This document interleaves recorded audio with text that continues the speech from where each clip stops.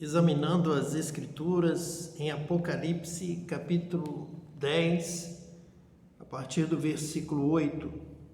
A voz que ouvi vinda do céu estava de novo falando comigo e dizendo: Vai e toma o livro que se acha aberto na mão do anjo em pé sobre o mar e sobre a terra. Fui, pois, ao anjo, dizendo-lhe que me desse o livrinho. Ele então me falou: Toma-o e devora-o. Certamente ele será amargo ao teu estômago, mas na tua boca doce como mel. Tomei o livrinho da mão do anjo e o devorei, e na minha boca era doce como mel. Quando, porém, o comi, o meu estômago ficou amargo. Então me disseram: é necessário que ainda profetizes a respeito de muitos povos, nações, línguas e reis. Então nós vemos aqui no livro de Apocalipse grande parte da mensagem sendo referentes a nações, a povos, a línguas, a reis, as famílias da terra. Então nós vemos que a conversão, a aceitação da luz, da verdade de Deus, ela tanto pode quanto constantemente faz referência, não apenas às pessoas individualmente, porém, a origem de uma nação, de uma região, de um povo, a partir de um rei, a partir de um líder, o qual vai assim conformando aquela terra, aquela nação com a sua liderança, com as suas leis, com as suas imposições. Ele vai então conformando a sua nação como uma família, como uma casa em que alguém decide, alguém governa a sua casa, alguém administra a sua casa, como Josué afirmou como comandante do seu lar: eu e minha casa serviremos ao Senhor. Uma decisão. Então, a partir dessa decisão, ele vai instruir os seus filhos na palavra de Deus, no temor a Deus, em conhecer, buscar o conhecimento, a sabedoria, para entender a vontade de Deus e viver de acordo com esse conhecimento que deve ser ampliado a cada dia. Devemos cada vez mais conhecer melhor a Deus, sempre teremos algo a mais pela grandeza de Deus.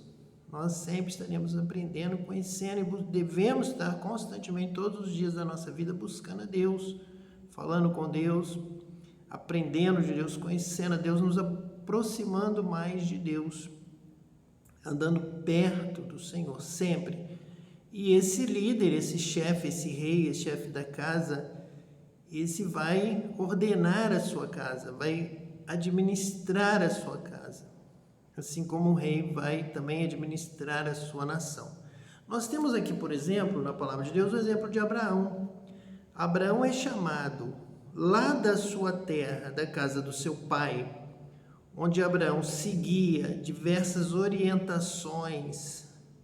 Poderia ser no campo da idolatria, no campo da desobediência a Deus em algumas práticas, na sua vida pessoal, familiar. Muitas coisas ali desagradavam a Deus. Então Deus chama Abraão para que a partir de Abraão formasse uma família, a família de Abraão, Sara, e através do seu filho. Então uma família abençoada, a família da bênção. E Deus então vai confirmando esse chamado de Abraão, chamando Abraão, vocacionando. Abraão obedece. Então, na obediência de Abraão, há um princípio de uma nação obediente, de uma família, de uma casa que ouve a voz de Deus e parte obedecendo a Deus. Esta família recebe a Deus, recebe os anjos de Deus, acolhe bem, é hospitaleira. Então é uma família abençoadora. Essa família de Abraão e Sara vão confirmando pela sua obra, nas boas obras de Abraão. Abraão vai confirmando a sua prática, a sua fé vai se confirmando, andando lado a lado com as suas obras. Ele acolhe bem os anjos, os trata bem, recebe bem. Na recepção, ele já marca aquele encontro com Deus. Então, ele é abençoado. Sara é abençoada. Eles, então, recebem a promessa do filho, o filho da promessa, o filho da bênção. Deus, então, abençoa a sua casa, abençoa a sua família, abençoa a sua posteridade. E promete, então, Abraão já vai preparando, já desde o chamado lá de Abraão, da casa do seu pai, para que ele saísse daquela terra e fosse para a terra que Deus estava preparando para ele, ali ele já está sendo vocacionado para ser uma nação que anda na luz, que vai receber a palavra de Deus a partir dali, a partir desse chamado. Essa família, a partir de Abraão, é uma família abençoada, a sua nação é abençoada e Deus promete que nele serão abençoadas todas as nações da terra. Então, todas as nações que andarem na luz, na palavra, no chamado e na obediência, na prática dessa palavra. Então, todas as nações são chamadas em Abraão para serem abençoadas em Abraão, na obediência à palavra de Deus. Conhecer a Deus, andar com Deus. Então, Abraão já vem andando com Deus e Deus vai se relacionando com Abraão, ampliando, então, esse relacionamento, essa comunhão, porque Deus vai lhe dar a lei, Deus vai dar ali a descendência de Abraão, a terra prometida, para que ali possa, então, estar prosperando a palavra de Deus, a revelação de Deus, os profetas de Deus, homens e mulheres de Deus. A terra da revelação, a terra da promessa, a terra da luz, a terra da palavra.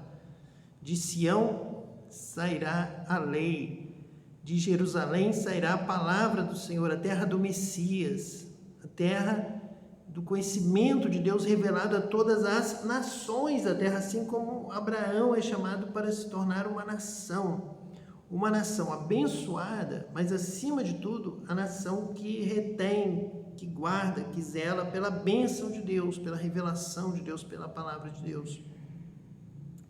Quando Abraão é chamado, então, no momento decisivo da revelação, para sacrificar o seu próprio filho, Abraão é chamado para adorar a Deus, a verdadeira adoração, adorar de todo o coração, com amor, toda a dedicação ali representada pelo seu próprio filho.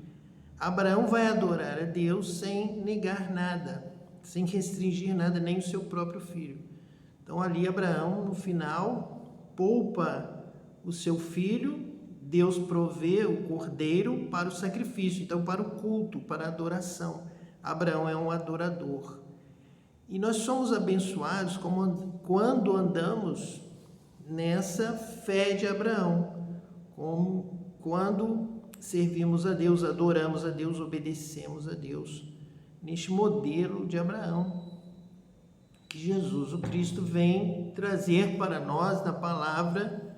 O Verbo de Deus fez carne e habitou entre nós, revelando, então, a adoração a Deus, a obediência à palavra de Deus, tudo que já estava ali encaminhado em Abraão. Vem Cristo trazendo para nós explicitamente essa instrução. Então, nós temos que zelar por sermos uma família de Deus, povo de Deus, nação eleita, sacerdócio santo, assim como foi Abraão, Moisés, Davi, os profetas, e o nosso maior modelo, Cristo. É o modelo do escolhido de Deus que nós devemos seguir, servindo a Deus, obedecendo a Deus, conhecendo o Pai, como Cristo o revelou. E esse auge, esse ponto máximo é atingido quando você é batizado com o Espírito Santo, porque Cristo veio ao mundo, batizar os homens e as mulheres com o Espírito Santo. Essa é a maior missão do Cristo, é salvar, batizando-os em nome do Pai, do Filho e do Espírito Santo, com água e com fogo do Espírito Santo, sendo batizados com o Espírito Santo para andarmos então na luz, no caminho, na obediência e termos então sabedoria, conhecimento do céu, revelação da palavra vinda do Espírito Santo através do batismo com o Espírito Santo e também poder, o poder do Espírito Santo que habita em nós. Ele não passa por nós e vai embora, não nos visita eventualmente em algum momento de maior comoção. Não é assim. Ele vive em nós, ele habita em nós, ele nos dirige, ele guia nossa palavra, nossos lábios, nossa língua, nossa vida, nossa boca, nossas mãos, nossos pés são dirigidos pelo Espírito Santo de Deus. Ele está em nós constantemente. Ele veio para ficar, para viver, para habitar em nós e nos guiar em toda a verdade e nos dar a revelação e o conhecimento de Deus, para então termos a lei de Deus em nós. Ela habita em nós, em nosso coração, em nossa mente, através do Espírito Santo, que então está com o nosso espírito. Estamos juntos, estamos com o Espírito Santo a caminhar, a viver, a adorar a Deus em espírito e em verdade. Ele vive em mim, ele habita em mim, ele está em mim constantemente, todos os minutos, segundos, 24 horas por dia, em todo o tempo. Ele veio realmente para ficar e me guia, me dirige, me controla, me dá a palavra, me dá o pensamento, me dá o entendimento, compreensão de toda a palavra, de todas as coisas de Deus, nos dá o conhecimento de Deus. E é isso que Deus tem também para a sua vida. Se você crer, se você buscar, se você ansiar pela luz, pela presença de Deus, pela glória de Deus, você também irá receber o dom do Espírito Santo, conforme o projeto de Deus para a sua vida, conforme o dom que Deus tenha para você, conforme o ministério, Deus também irá te conceder, pois a promessa é para todo aquele que crê.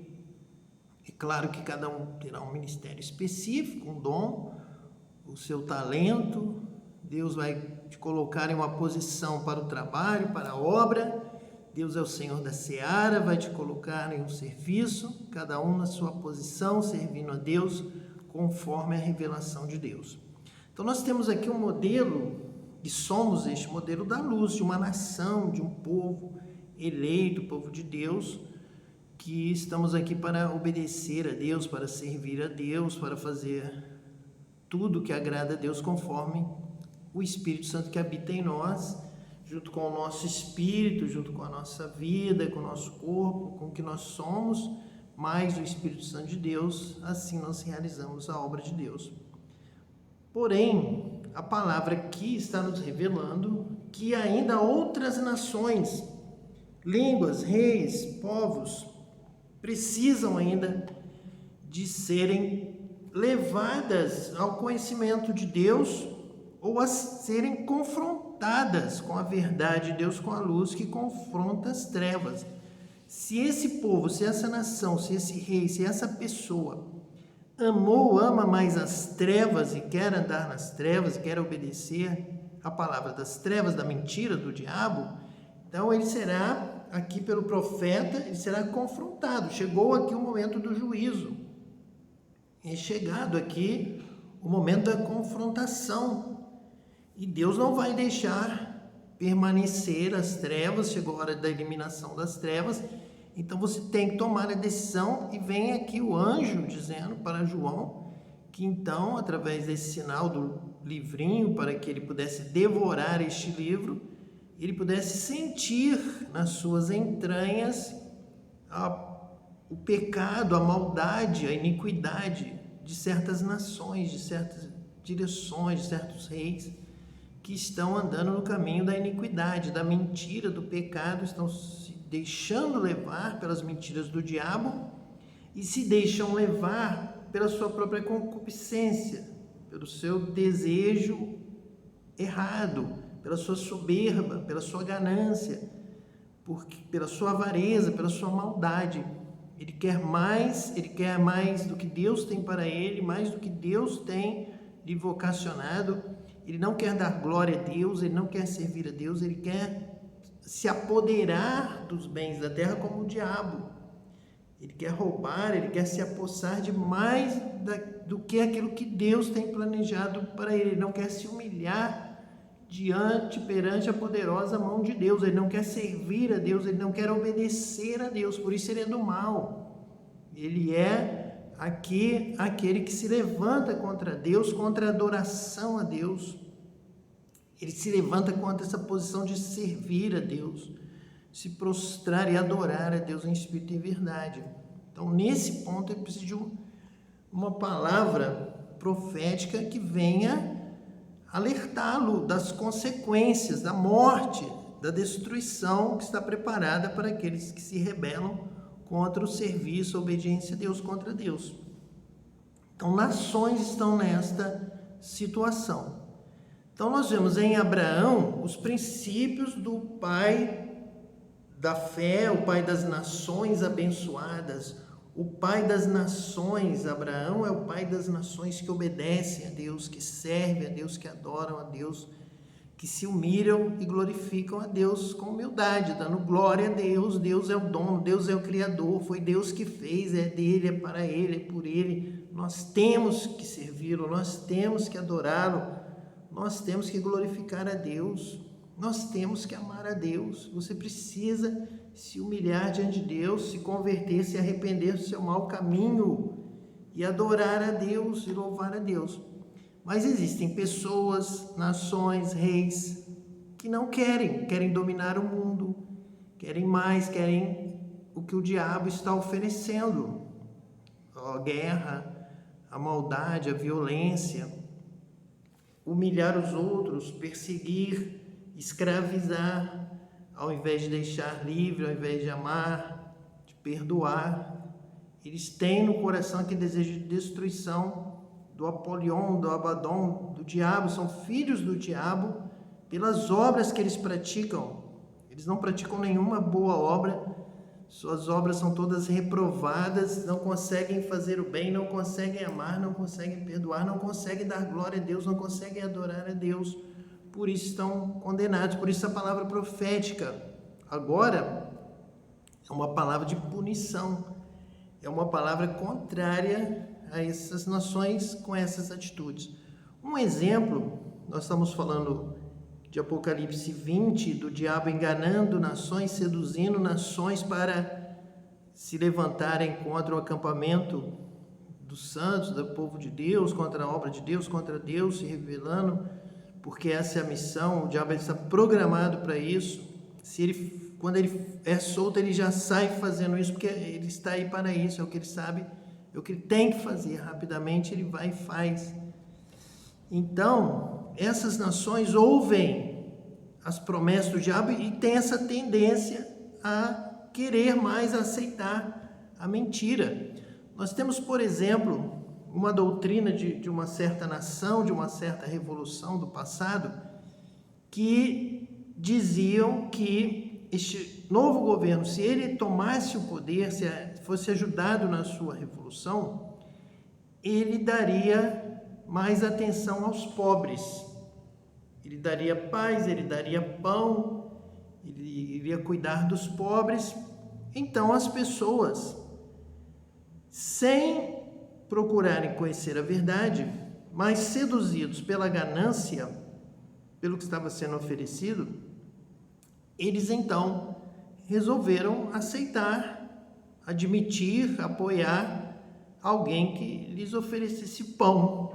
E é por isso que a palavra de Deus diz que não só de pão viverá o homem, mas sim de toda a palavra que sai da boca do Senhor. Porque pão o diabo ofereceu ali na tentação a Jesus, que ele poderia, estando com fome, transformar as pedras em pão. E Jesus recusou isso. Então, em nome da verdade, ele não entrou nessa mentira, na tentação ali do diabo no deserto. Mas muitas nações, em um certo período histórico de revolução, então acreditaram na promessa e colocaram esse governo que falava da boca para fora, prometia. Só que, no conceito desta revolução, quem tivesse uma fazenda não era pobre, ele tinha uma propriedade privada. E lá na base destes revolucionários, nenhum ser humano poderia ter propriedade privada. Tudo iria para o governo, que iria repartir, iria socializar tudo para todos. Então, na ânsia de receber as promessas, como do diabo, que seduz, que engana, que mente, que faz promessas sem nenhum fundamento na verdade, não se firma na verdade. Ele, para falar, ele não pensa de maneira nenhuma como você, como eu, como qualquer pessoa vai pensar se o que eu estou falando é verdade ou mentira, e vai ter vergonha de falar a mentira. O diabo não tem essa vergonha, não se firma de maneira nenhuma em nada, nenhuma verdade. Ele fala mentira para enganar sem nenhum compromisso. Não tem compromisso com religião, não tem compromisso com Deus. Ele fala qualquer coisa. Ele mente. Ele vai mentir sempre. Tudo será com a finalidade de te seduzir, te enganar, de mentir e te enredar pelo seu caminho da guerra, da destruição, do mal. Então isso é um fato da história. Quantas vezes se repete desde o Jardim do Éden esse tipo de estratégia diabólica? Então, muitos pequenos proprietários, fazendeiros, se colocaram sem conhecer, sem saber o que realmente estava sendo falado, que era uma grande mentira, de que eles próprios se consideravam pobres, eram pequenos produtores, mal produziam ali para a família, tinham um pequeno excedente e se consideravam pobres, tinham dificuldade de transporte do que eles produziam, levavam talvez para a feira, para uma cidade, e eles então entenderam que eles seriam os pobres e que aquele novo governo iria auxiliá-los, iria prover recursos, meios para que eles pudessem desenvolver a sua produção, a sua fazenda. Só que eles não conheciam a verdade. A verdade é que eles eram considerados errados, porque eles possuíam coisas. E quem possuísse coisas, possuía porque estava roubando dos outros. Então ninguém poderia possuir nada, só o governo, e o governo repartiria e com igualdade para todos. Então quem que aquele governo considerava realmente o pobre? A quem o governo realmente ajudou? Ao criminoso, aos que estavam nas penitenciárias, presos. Estes sim, para aquele novo governo, numa visão que estava dando valor ao criminoso, ao ladrão, até ao que havia cometido latrocínio, o que havia até cometido um homicídio por estar passando fome, por estar sem emprego. Então este sim, este que não tinha nada, este que estava na prisão, era considerado pobre pelo sistema anterior que havia tomado as coisas dele. Por isso ele tinha se revoltado, estava preso por algum ato que ele cometeu contra o sistema anterior. Como esse novo sistema, na verdade, era contra o antigo sistema, então esses criminosos é que eram os verdadeiros amigos do novo sistema.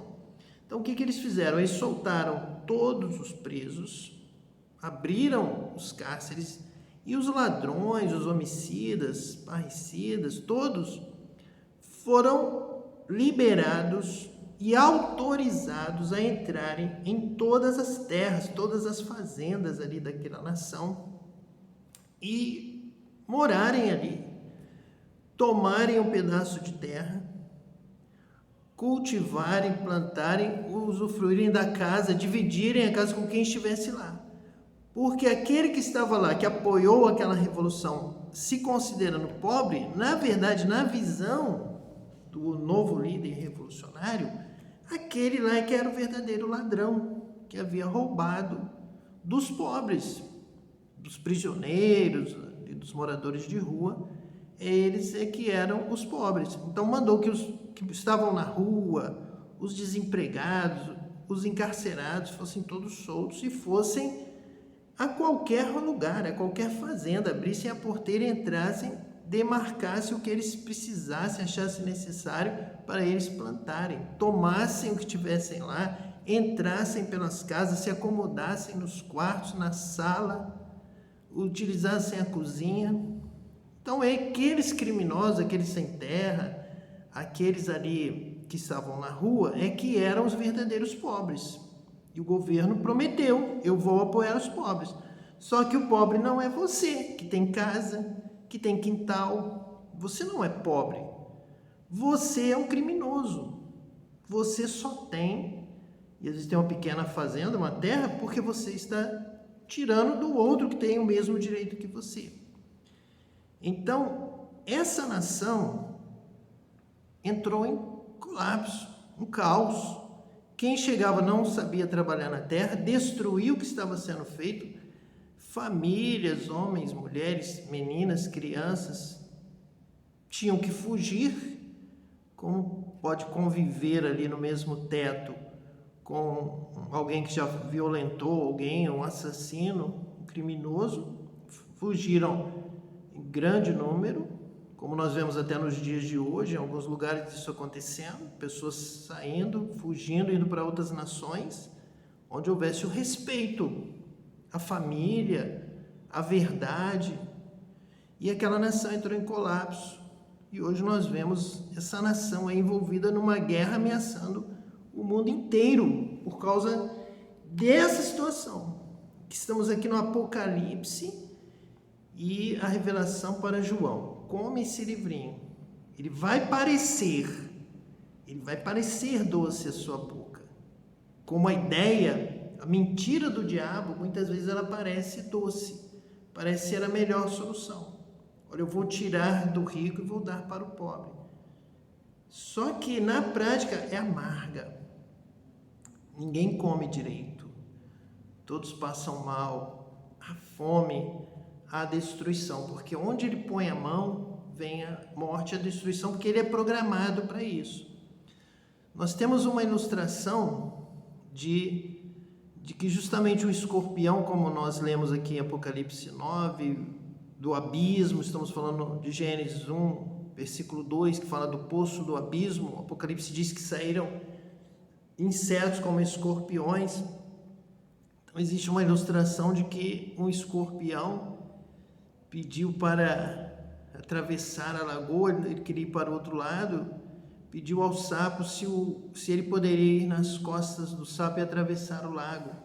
O sapo disse: é claro que não, escorpião, se você vier nas minhas costas, você vai me picar, vai me matar, nós vamos morrer. O escorpião disse: não, de maneira nenhuma, como eu farei isso? Eu preciso ir para o outro lado, eu vou me comportar bem, não vou fazer isso, vamos chegar lá do outro lado, eu vou pular, você volta para a lagoa. O sapo acreditou e permitiu, então, falou: é verdade, o escorpião vai pensar na vida dele, não vai me picar, até chegar lá do outro lado eu fujo, e ele segue o caminho dele. Então permitiu. Só que no meio do lago, o escorpião viu a pele do sapo, olhou para o seu ferrão e não se conteve, porque a sua natureza é destruidora.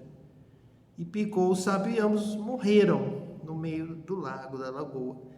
Então aqui também o diabo, ele vem para roubar, matar, destruir o adversário, o inimigo. Uma figura do texto bíblico falando de uma semelhança aqui que a própria palavra fala, são como escorpiões. Ele vai picar, ele não vai conversar, ele não vai fazer o bem, ele não vai te ajudar, ele não vai criar uma nova economia, uma nova sociedade para você viver. E muitos vão acreditar nas mentiras. Ele vai falar, mas ele é mentiroso, ele é o pai da mentira. Ele vai prometer uma nova sociedade sem desigualdade, uma nova sociedade em que ele gosta do pobre. Mas isso é o seu discurso. Mas ele é mentiroso, ele é o pai da mentira. Não se esqueça disso. Ele é o pai da mentira. Ele vai sair para a guerra. Ele vai sair para a destruição. Ele vai sair para te destruir, para destruir a sua casa, destruir a sua família, destruir a sua cidade, a sua nação. Ele não se importa com o nome do seu país, ele não quer o seu país. É muito importante que você saiba disso, que na visão do diabo é de uma soberba, é de um interesse tão grande de domínio do príncipe do abismo, do Abaddon, do Apolião. É única, ele não dá espaço para mais nada nem ninguém, para nenhuma família, nenhuma nação. Ele quer um domínio realmente total, ele é programado para isso. Então ele vem para destruir os poderes, as instituições, onde tiver organização. Você organizou, o diabo não aceita, o diabo não resiste, o diabo fica irado com todo tipo de organização humana. Nós temos aqui uma burocracia para fazer as coisas bem feitas, para pagar, para equilibrar as contas, para saber quanto recebemos, para saber quanto podemos pagar. O diabo não aceita esse tipo de raciocínio. Ele se sente afrontado, ele quer o modelo dele unicamente. Ele quer ser soberano, ele é ditador, ele é absolutista ao extremo, é somente ele. Ele então destrói esse sistema, ele destrói essa nação. A sua ideia é essa. Nós lemos aqui no texto de Apocalipse, capítulo 20, nos falando que ele sai lá do poço do abismo, imediatamente ele sai para seduzir as nações. Ele não vai permitir que haja um país com uma ideia, o outro com outra ideia, um falando de bem, outro falando de amor, outro falando de misericórdia. Ele não aceita, não existem essas palavras no seu vocabulário. Ele foi ali programado para falar guerra, destruição, somente ele, é o cúmulo da soberba. Por isso é que Jesus é humilde e o diabo, o anticristo, são soberbos. Porque você vai tentar negociar com ele. Você vai dizer, vamos criar uma sociedade com o diabo. O Apocalipse fala sobre isso. Vamos negociar. Vamos manter a Babilônia, vamos manter as nações. Não. O diabo vai destruir a Babilônia, o diabo vai destruir cada nação, seja do Oriente, do Ocidente, do Norte, do Sul, do Leste, do Oeste. O diabo vem para destruir todo governo da terra, para que ele imponha somente o dele. Porém, o dele é também autodestrutivo e será destruído pelo poder de Deus. Então, volte-se para Deus, confie em Deus. Somente Cristo tem palavra de vida eterna, de amor pela sua alma, pela sua vida. Somente Cristo salva, somente Cristo te liberta, somente Cristo te ama, ama a sua alma, ama a sua vida e deseja que você viva eternamente. Então saia das trevas, saia de buscar o diabo, as promessas do diabo, diga não ao diabo, e diga sim a Deus através de Cristo. Que Jesus, o Cristo te abençoe hoje e eternamente.